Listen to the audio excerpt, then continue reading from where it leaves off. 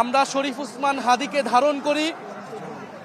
শরীফ ওসমান হাদীর যে অসমাপ্ত বিপ্লব, তার যে এই কর্মসূচি, দেশকে রক্ষা করার, দেশের সার্বভৌমত্ব এবং জুলাই গণ অভ্যুত্থানকে রক্ষা করার এবং এগিয়ে নিয়ে যাওয়ার যে কর্মসূচি, সেই কর্মসূচিকে আমরা এগিয়ে নিয়ে যেতে চাই। শরীফ ওসমান হাদী এই শাহবাগে দাঁড়িয়ে তার সাংস্কৃতিক এবং রাজনৈতিক লড়াই শুরু করেছিল ভারতীয় এবং বৈদেশিক আগ্রাসনের বিরুদ্ধে, বাংলাদেশের সার্বভৌমত্বকে সমুন্নত রাখার পক্ষে। জুলাই গণ অভ্যুত্থানের মধ্য দিয়ে আমরা শুধু আওয়ামী লীগকে দেশ থেকে বিতাড়িত করি নাই, বরং ভারতীয় যে এস্টাবলিশমেন্ট রয়েছে তার বিরুদ্ধে জনগণ রায় ঘোষণা করেছে। 1971 সালের পর থেকেই বাংলাদেশে এই আধিপত্য কায়েমের চেষ্টা করে পার্শ্ববর্তী দেশ ভারত। নিয়মতান্ত্রিকভাবে, গণতান্ত্রিক উপায়ে আমাদের বক্তব্য, আমাদের আন্দোলন এবং আমাদের কর্মসূচি চালিয়ে যেতে হবে। জুলাই গণ অভ্যুত্থানে এই শাহবাগের জায়গা থেকে আমরা আমাদের আন্দোলন শুরু করেছিলাম নিয়মতান্ত্রিকভাবে, শান্তিপূর্ণভাবে, কিন্তু আমরা এটাও বলেছিলাম আমরা শান্তিপূর্ণ উপায়ে আন্দোলন করব, কিন্তু যদি আমার গায়ে গুলি পড়ে, আমার ভাই আহত হয়, আমার বোন আহত হয়, তবে আমরা প্রতিরোধ গড়ে তুলব।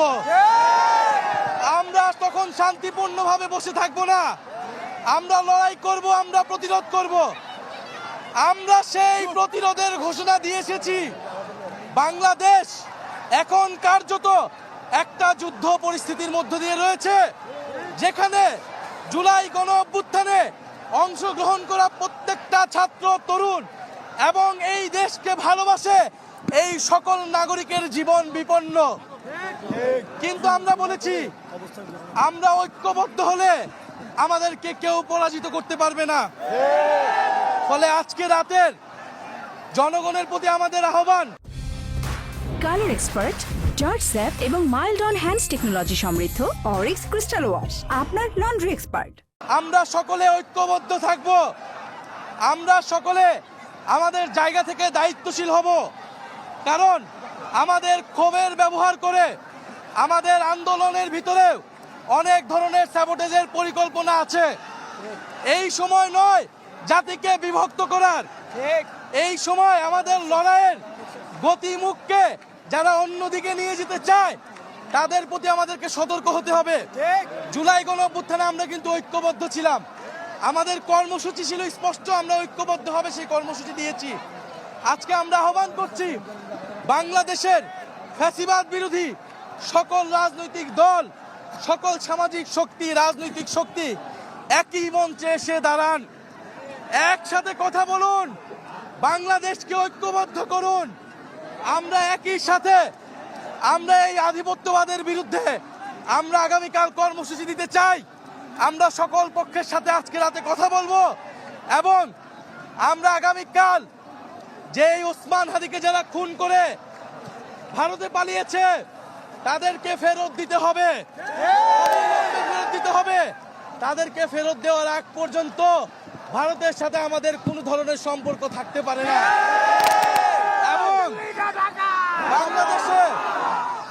বাংলাদেশে যেই গণহত্যাকারী বাংলাদেশে গণহত্যা করে, যে দিল্লিতে আশ্রয় প্রশ্রয় পেয়ে এই সকল ষড়যন্ত্র, সকল খুন, সকল যুদ্ধ পরিচালনা করছে সেই শেখ হাসিনা, আমরা এবার আর ভুল করব না।